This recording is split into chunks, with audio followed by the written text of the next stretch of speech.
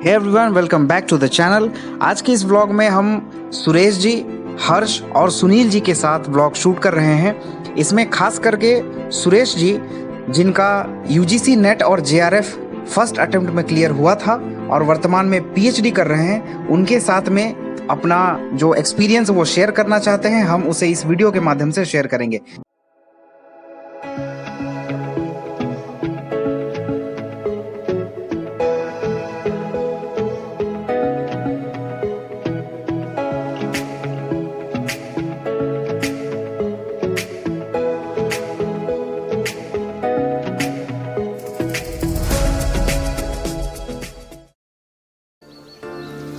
स्वागत है आपका ईवी व्लॉग्स में।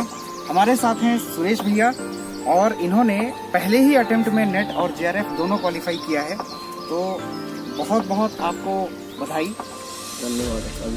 आप हमें और व्यूअर्स को बताएंगे कि किस तरीके से आपने स्ट्रैटेजी अपनाई थी और किस तरीके से आपने तैयारी करी थी कि प्रथम प्रयास में ही आपको नेट और जेआरएफ दोनों में सफलता प्राप्त हुई है।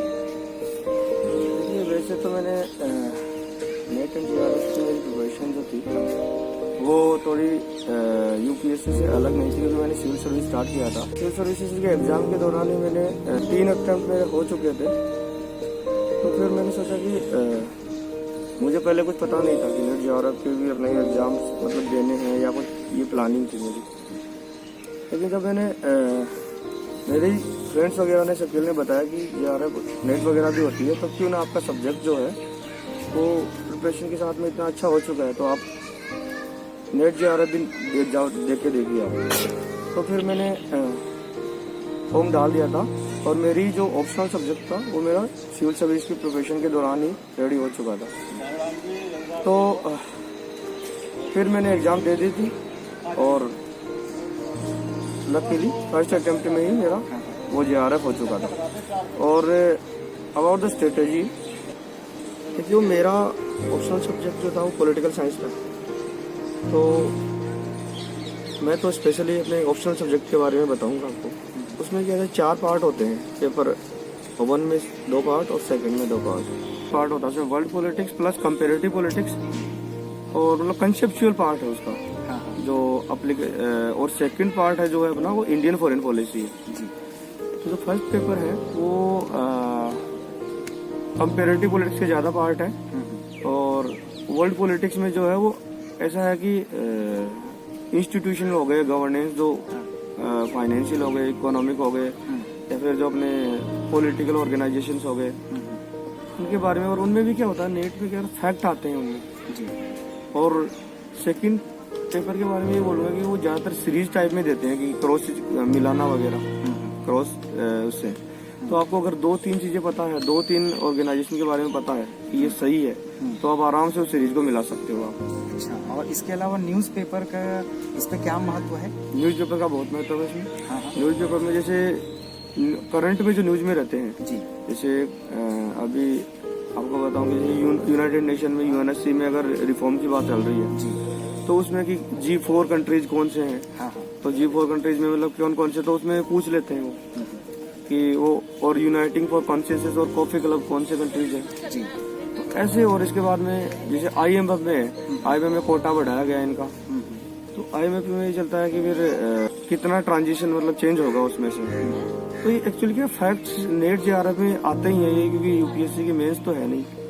तो यूपीएससी जो आजकल जैसे अभी रिसेंट में पेपर हुआ है, आप देख सकते हो कि वो यूपीएससी मतलब अप्लाइड पार्ट पे ज्यादा फोकस करना चाह रही है। और वो ऐसा नहीं कि आपको डायरेक्टली फर्स्ट ब्लश में आपको बुक से आप कर सकते हो।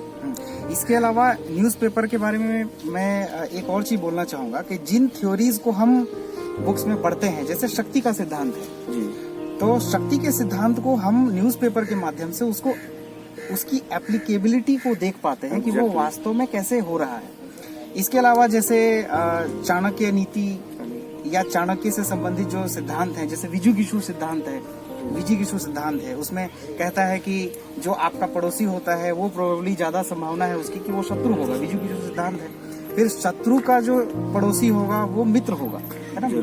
तो इस तरीके से जो विजुगिषु सिद्धांत है वो बहुत डिटेल में है आप कभी पढ़ेंगे तो उसको देखेंगे।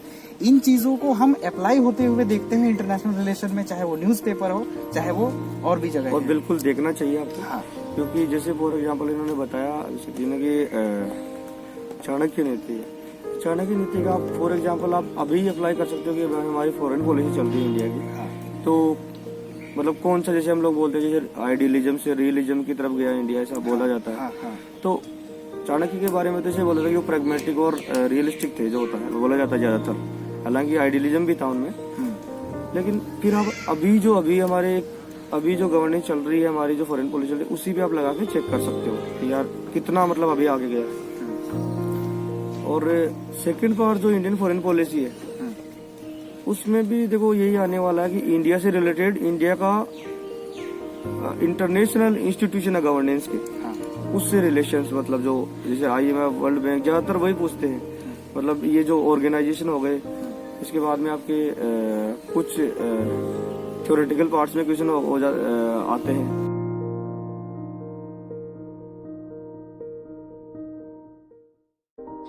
इन सब के अलावा किताबों की बात की जाए तो लक्ष्मीकांत जो किताब है वो BL फाड़िया और जो अपने कोचिंग के नोट्स होते हैं उसको इन्होंने इम्पोर्टेंट बताया। हमारे लिए यहाँ पे राजेश मिश्रा सर के नोट्स बहुत ही इम्पोर्टेंट थे। ये वीडियो इसमें शूट नहीं हो पाया, जिसकी वजह से हमने इसको यहाँ ऐड किया है। तो नोट्स जो होते हैं ना, उसको ये लोग बहुत मेहनत से, बहुत ही शिद्दत के साथ कंपाइल करते हैं। तो आप नोट्स के साथ भी जा सकते हैं, लेकिन एक बात तो है कि आपको कुछ रेफरेंस के लिए किताबों का अध्ययन जो है वो बहुत जरूरी हो जाता है। जैसे लक्ष्मीकांत हो सकता है, जैसे राजेश मिश्रा सर की किताब हो सकती है। तो किताबों के साथ भी जाएं और साथ में नोट्स भी करके बात कहें तो अगर आपने ये सब्जेक्ट्स कभी नहीं पढ़ी है तो हो सकता है सुनने में आपको बहुत डिफिकल्ट लगे, लेकिन मेरा यकीन मानिए कि वास्तव में आपने अगर ये चीजें पढ़ी हैं तो आपको ये सुनने में भी आसान लगेगा और पढ़ने में भी आसान लगेगा। तो सुरेश भैया को फिर से एक बार बहुत बहुत बधाई। और सुरेश भैया अभी PhD कर रहे हैं जोधपुर यूनिवर्सिटी से, जय नारायण व्यास यूनिवर्सिटी जोधपुर यूनिवर्सिटी से। तो सुरेश भैया अभी PhD कर रहे हैं और साथ साथ में अपनी सिविल सेवा की जो प्रिपरेशन है उसको कंटिन्यू कर रहे हैं। तो अगले व्लॉग में हम ये आपको बताएंगे कि सुरेश भैया और जो प्रिपरेशंस कर रहे हैं वो कैसे कर रहे हैं, उसके पीछे क्या क्या स्ट्रेटेजी है। बने रहिए हमारे साथ। Thank you.